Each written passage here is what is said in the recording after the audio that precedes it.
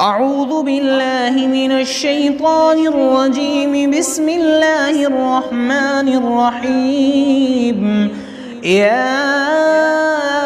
أيها المزمل قم الليل إلا قليلا نصفه أو انقص منه قليلا أو زد عليه ورتل القرآن ترتيلا إنا سنلقي عليك قولا ثقيلا إن ناشئة الليل هي أشد وطئا وأقوم قيلا إن لك في النهار سبحا طويلا واذكر اسم ربك وتبتل إليه تبتيلا رب المشرق والمغرب لا إله إلا هو فاتخذه وكيلا واصبر على ما يقولون واهجرهم هجرا جميلا وذرني والمكذبين أولي النعمة ومهلهم قليلا إن لدينا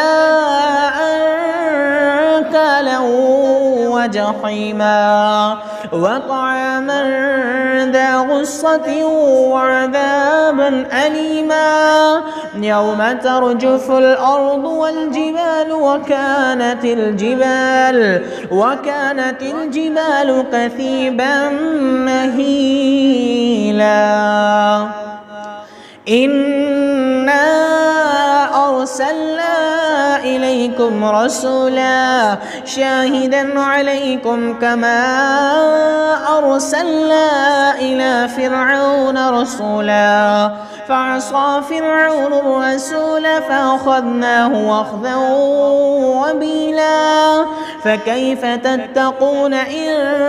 كفرتم يوما يجعل الولدان شيبا السماء منفطر به كان وعده مفعولا إن هذه تذكرة فمن شاء